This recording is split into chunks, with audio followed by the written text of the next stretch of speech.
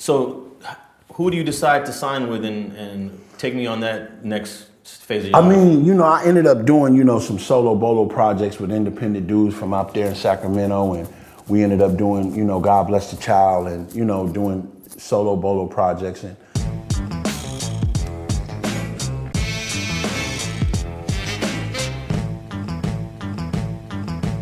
after that, you know, my interest for music, after seeing so much and going through so much and watching my brother and, you know, him get his deal and situations play in the way that they do. And so, you know, I just kind of fell back a little bit, like, yeah, you know, once you see it from the highest of the high to the lowest of the low, you know, the music business, man,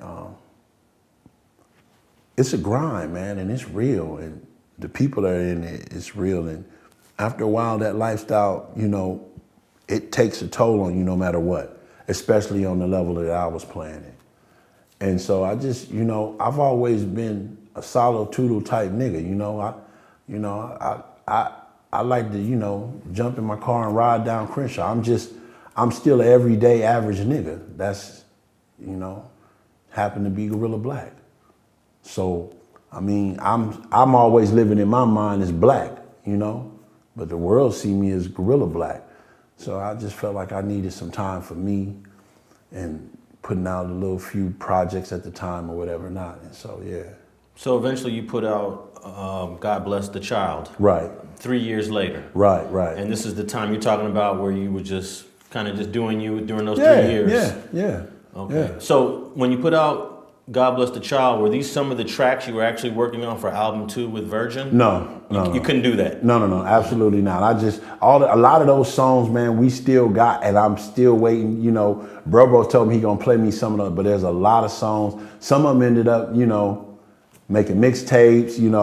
I'm like, damn, how did that song get out? But I just recorded so much at the time, man, and when I went up there with Sacramento and started doing that project, I just did that one fresh from the with a producer up there and just was rocking out records. Now, explain like the legal aspects of it. You were working on album 2 with Virgin, but you can't use those songs with your new album because you left the label, right? Technically, Right. they still own whatever you was working on. Right, exactly. So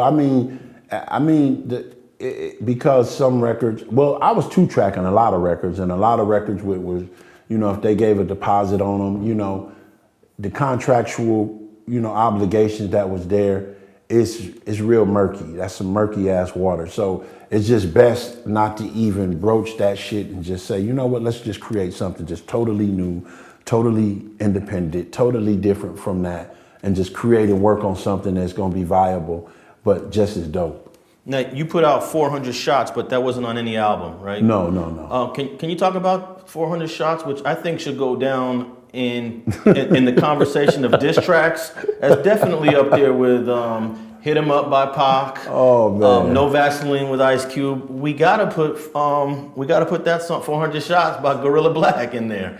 What made you put out a 21-minute diss track? Listen, man, at the time, man, my mind was really in a bad place. And I had a lot of irrational thoughts about a lot of people and a lot of situations and circumstances that had took place. And I just pinned the shit and just snapped. Looking back at it in hindsight, I was emotionally unbalanced because I allowed something that's business to affect me personally and come from a rational state of mind to an emotional instability, to where now I'm venting this through something that has brought me great joy my entire life in a negative form at other artists. Regardless of what they may have said or done, I give a fuck about what another nigga do. I got control of me. If I ain't got control of me, I ain't got shit in this world. One thing I got is I got my own mind. And when I didn't have the rationale to rationalize or the emotional capacity to say, hey, wait a minute, you know you finna diss all these niggas. You finna go and get off in these niggas' asses. Maybe you should step back from yourself for a minute, think about it. I say that word poignantly, think. A lot of times we don't be thinking about what the fuck we thinking about. And I know you're like, why would this nigga say think about what the fuck you think? No, I'm being real, because the average mind goes through 80,000 thoughts in a day. This is a fact. So I wasn't thinking about what the fuck I'm thinking about, because I'm so emotionally, I'm angry and I'm mad, and because I'm letting my emotions think. So next thing you know, you got 400 shots to funeral. And yeah, it just, I look back at it in hindsight, man, and I snapped on that record, man. And regardless of the way that I thought and I felt, I should have been in a place enough to be able to stand back and say, wait a minute. And I've always been a type of dude to be bigger in the mind. And I've always considered myself a calculated, but I also considered myself benevolent type nigga.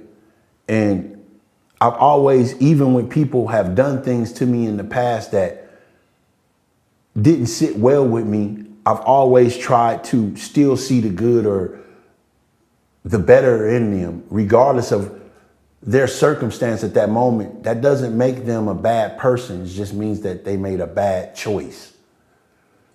And in actuality, I felt like I became the good person making a bad choice. So 400 shots is the result of that. But the other side of the coin is that this is part of hip hop. We've been battling since the early stages of hip hop. Right. It goes back to LL Cool J and Kool Moe Dee. That's hip hop. That's hip hop. Again, when I speak on these records, this is my motherfucking life. I ain't just sitting here calculating and putting some shit together. Oh, let me say this because this gonna sound good here. And no, nigga. Nigga, I really live this shit. Nigga, I really die behind this shit, nigga. I got niggas who really die for this shit. This ain't no motherfucking, no.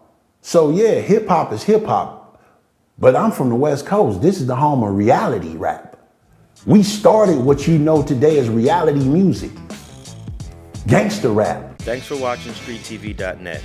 If you're not subscribed, please hit that button below and click the bell to receive alerts and notifications. Feel free to comment below so you can give us your feedback, and be sure to watch the 2 related episodes to the right. If you want to support this platform or follow us on social media, visit the links in the description, and thanks for watching StreetTV.net.